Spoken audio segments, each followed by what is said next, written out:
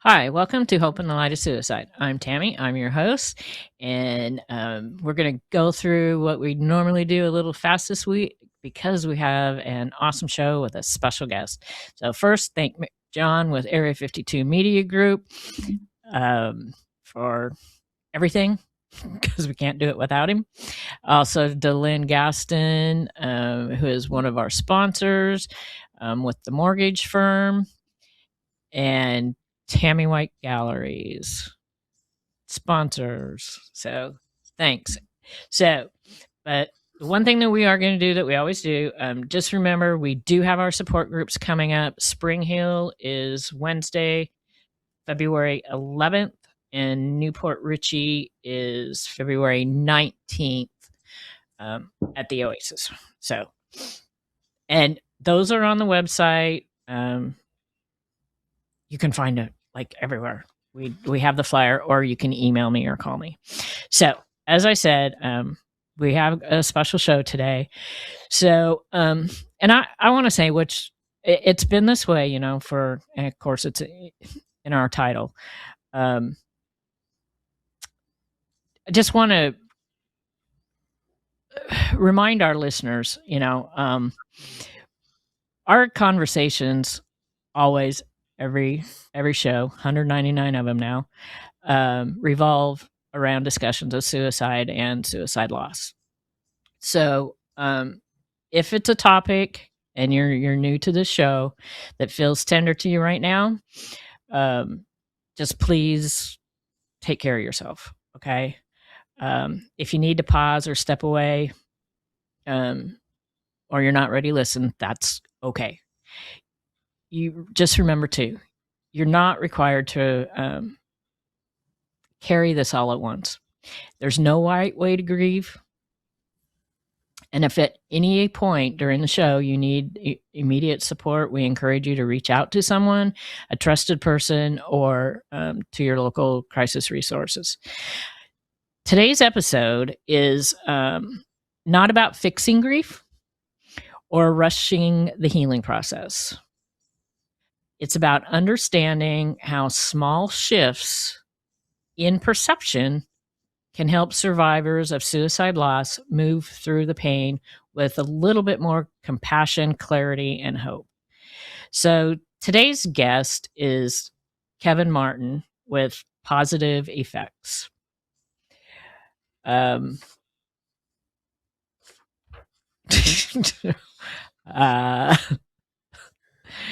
So we're going to talk about we're going to address both early grief and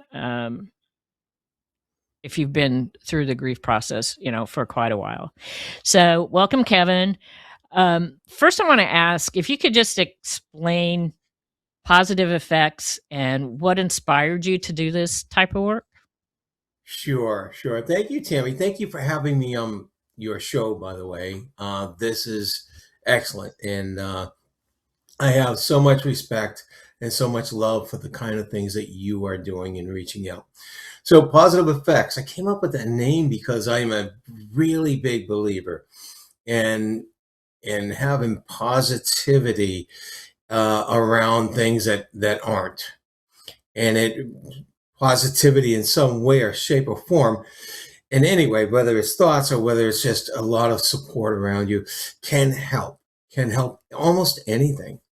How I got here, a little bit of a story, but it started actually out with my first son.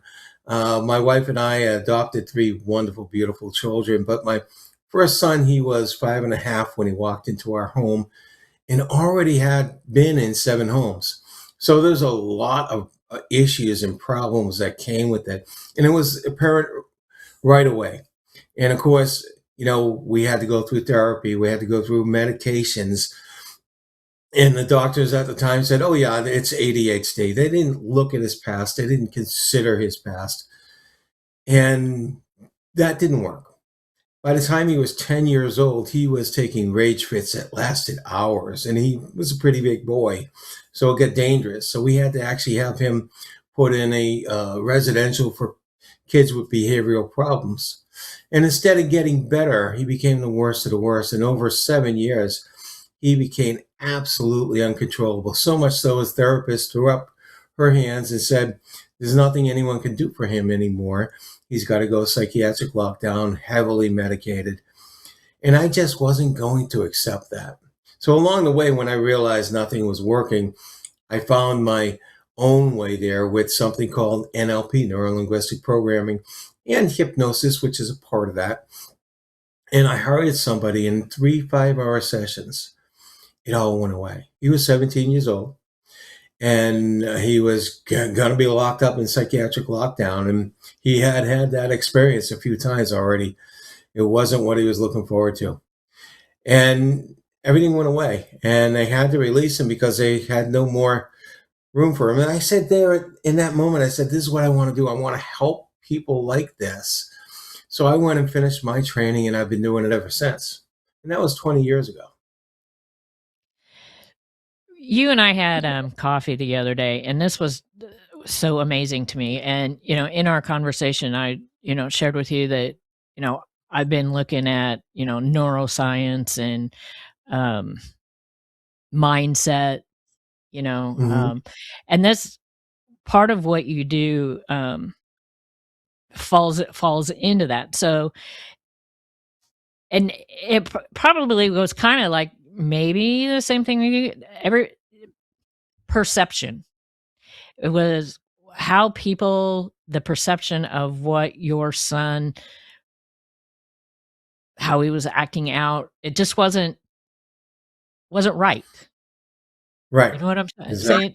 saying? You're right. Our perceptions, of course, is it wasn't right, and so was the perceptions of everybody else. From his mind, he really couldn't control what he was doing.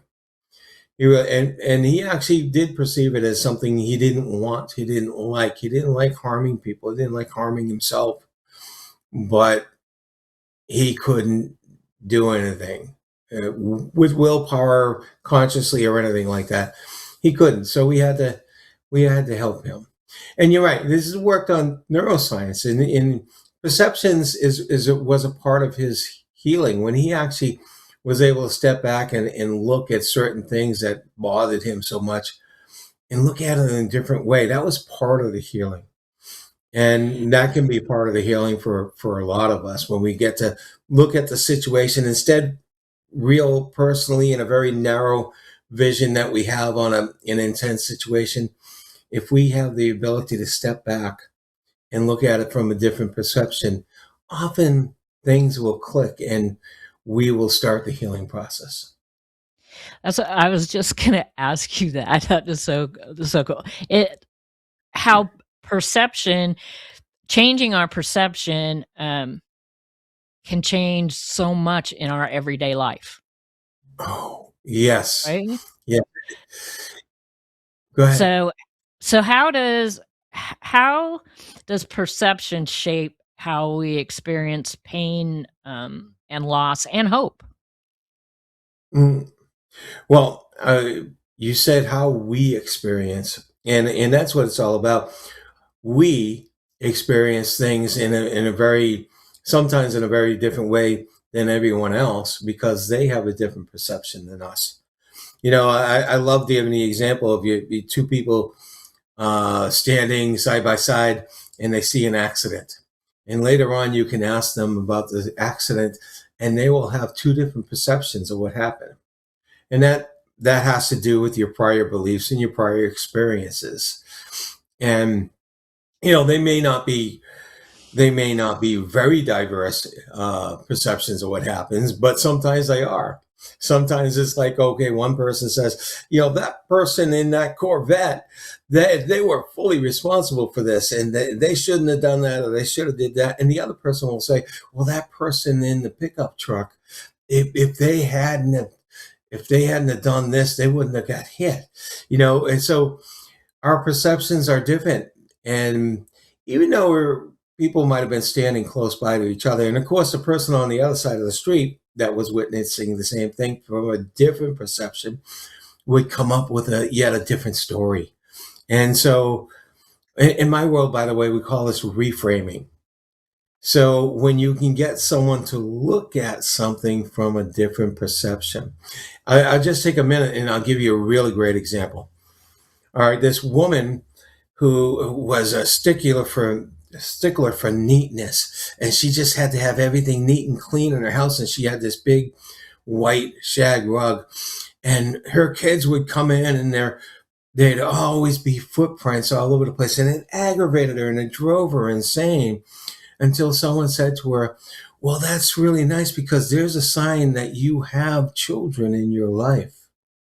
And she thought about that and said, and thought about it, if it's clean, that really shows that no one's there.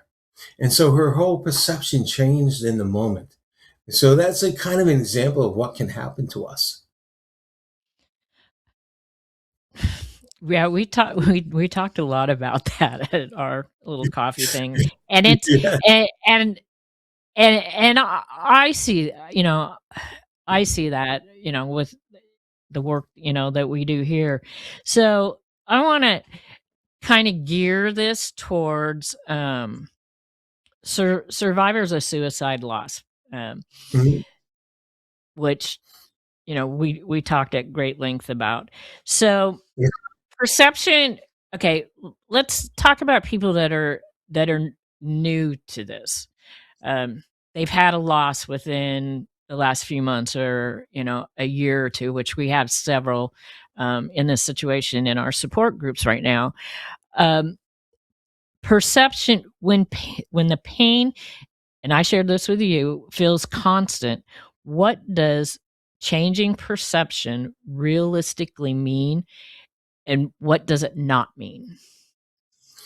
Well, changing perception, and this can go with grief in almost any situation. But the biggest difference, as you know, and I'm sure you've talked about it many times with survivor grief, is guilt. That's one of Yeah. the bigger thing. That's not usually there or always there when it's just a loss with that was a natural loss. So guilt and shame are part of it.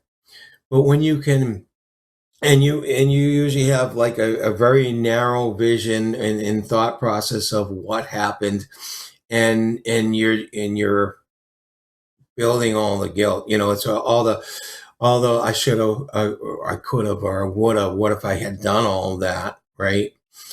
And so when someone can look at it from maybe another set of eyes that wasn't close to the situation. By the way, that's stepping in someone else's shoes is the most natural way to get a reframe. So if you're stepping in the shoes that's coming into the story and hadn't been there in the first place, they might say, well, this person was suffering and they just wanted to end the suffering. Now, when you're looking at a survivor, you're taking on the guilt and you're taking things personally. And that's a true fact. You take things personally. Someone else looks at it and says, "Hey, this has nothing to do with anyone else. It has to do with that one person." And the problem with changing perceptions is it's not always cognitive. Matter of fact, I think survivors have been told that probably by their friends a million times, right? This has nothing to do with you. It wasn't your fault.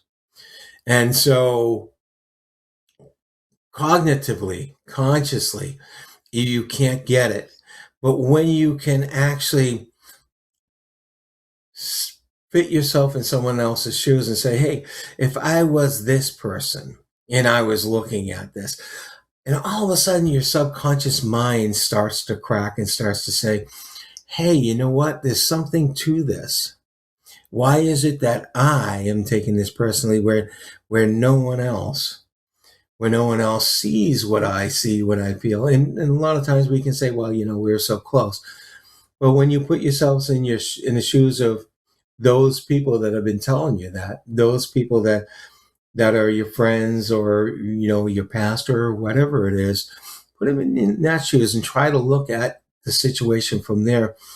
And when you do that as an exercise, sometimes that subconscious mind says, maybe there's something to this. Maybe that guilt is misplaced. Maybe that guilt doesn't belong there at all. Maybe that shame doesn't belong there at all. So that's a part of the reframe. And there's so many ways to reframe the incident. I liked my reframe for everyone in grief is, when we're suffering a loss, we we're not actually thinking about that person who lost their life. We're thinking about us who lost that person. Am I correct? Yeah, most of the time we Yeah. are. It's all about that hole in our lives. It's all about that hole in our lives. And I usually tell people the reason why you're suffering so much is because you loved them so much. And probably because they also loved you, and that wonderful, wonderful connection. And that again is a perception change, because when you start to look at it from that, as opposed to look at it from a part of my life is gone, I'm so empty. You look at it from the reason I'm feeling empty is because there's so much love in my heart, in my life for that person. And I have so many good feelings and memories of that person. So when you start to look at it there's a little perception shift as well. So this perception shift comes in so many different ways and can be done so many with so many different scenarios. But that's what we have to do. But the unfortunate thing is grief strikes fast and very deep. And so it's hard for us to actually start to accept these different perceptions. Okay. I'm having a little technical difficulty with my cat right now. Okay. What Your cat I likes wanted, my voice. yeah, I guess. I mean, he has never done this before. So, anyways, so okay, I want to ask you, if, for because we're gonna go over to the longer grief, longer term survivors here in just a second. But what are some simple practices that survivors of early grief can what can they do during times of like the intense waves of grief that come The during this intense way. time? Okay. First of all, and I heard you say that when you're talking to the audience at the very beginning. You actually pause. You actually stop whatever you're doing. Take some deep breaths and maybe go for a walk. And during that walk, or whatever it is you're going to do, um, you actually distract yourself completely. Okay, completely from whatever it was that triggered that grief. A walk is the best thing. Stop, pause, take a breath or a couple of deep breaths, and go for a short walk.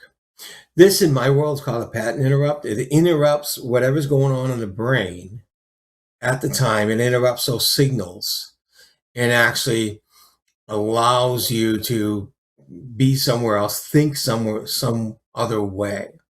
You do this enough, by the way, those signals decrease more and more. The I problem think, I see, yeah. the Go problem I ahead. see is a lot of us don't want to let go of that, right? I deserve to grieve. I deserve to feel this way because what happened. It. I need to feel this way, and they don't want to give it up. In the early grief, that's fine. Early grief, that's fine.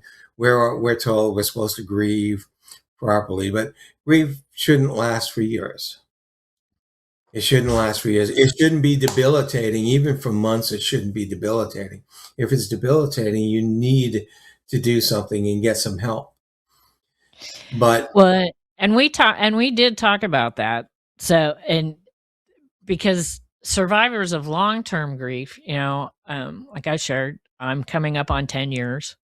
Um, mhm, I quite honestly don't remember most of the early years of the grief. I don't remember a lot of what was happening. But for for people that are further along and the grief doesn't really change, I think mine has I would say it has changed, but it's still very, very deep. Hmm.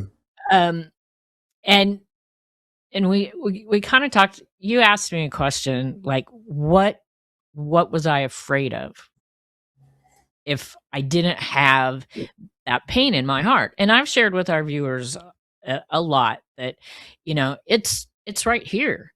So how does changing our perception help with the pain or make that pain quieter? It'll probably still be there, Hmm. maybe, but just to make it quieter. Okay. And the best way to do that is substitute the pain for love. And when you say, okay, do I want to hold on to the loss, or do I want to hold on to all the good memories I've had? Yeah. And if it were me answering that question, it would be, I want to hold on to all the good memories. And once you can make that shift and substitute the love that you've had for that person. See, a lot of people think, I don't want to forget. I don't want to change, and as if it, I didn't lose them. But the thing is, you're holding on to the actual loss. And when you hold on to that loss really, really tight, it's very hard for you to really get that love that's been there all those years you were with that person, that love they had for you and the love you had for them. Because that's a very positive feeling. The loss is a very negative feeling. And I know you've heard this a million times, and everybody who's a survivor has heard this many times, but it's true. Would that person you lost rather you be in pain, or rather you be functioning and moving on? And of course, with our cognitive mind, our logical mind, the answer would be that, but we don't take that deep enough to actually make the move. But the more you remember that little pain you have, the more you remember that and say, okay, would my would my loved one who I lost want me to have that pain, go through the life with that pain? And you ask yourself that, not let anybody else tell you that. And when you go deep enough, you realize that that it would be okay to get rid of that. I love the cat, by the way. I don't know why you're doing this today. Stop that. You gave me your book, Living Your Dream Life, simply by changing your perceptions. Yes. So, how does the idea of a dream life evolve after a deep loss like this? Okay. And a dream life, what many people will think, okay, this is well being able to do everything I want. A dream life is simply being able to feel good most of the time. To me, that's a dream life. Okay. So after a loss like this, is realizing and moving forward with the love that you had, but being able to live your life okay. Being able to do the things that people normally do without the pain, without the grief, to be able to go through your daily habits without constantly thinking about the loss. That to me is a dream life. And if you can shift your perceptions more towards all the positive things you've had with that person and less towards the actual incident, the actual event that happened, and the loss, and the guilt you have over it, or the anger you have over it. Those things hurt ourselves. They don't do anything for changing what happened. That's true, and I think that a lot of us, what we kind of feel, and I know that it is for me, and I'm coming more to that realization at this period, is that moving forward without feeling like we're leaving them behind. You know Yeah. what I mean? It's like, oh, I'm going to go on and have this dream life or this good life, but my life was just destroyed. Or how, Mhm. and I don't want to leave. You know, that's a part of my life. Here's here's something that is a part of a perceptual change, and any and every adversity, there is something there for us to gain from, and a lot of it is making us stronger. Your adversity, guess what? Your adversity has probably helped many people because you have this. You have your foundation. And you said, okay, I want to help people going through the same thing I am. If you didn't have that adversity, it's very possible that a lot of people you've helped wouldn't be in the place they're in now. So when we can look at, okay, what can I take from this that's going to be positive? That's often something we can do, and that's a nice perceptual shift to have. Aw. Okay, we're getting close to the end, so I want you to give us a section. Anybody listening, whether they're in early or long-term grief, what is one small step towards peace this week that you would suggest someone take in 30 seconds? All right. Find something that you can see, you can experience that really changes in a very positive way. And just sit there and experience it, uh, and let those feelings, that state that you get into, feel your entire body.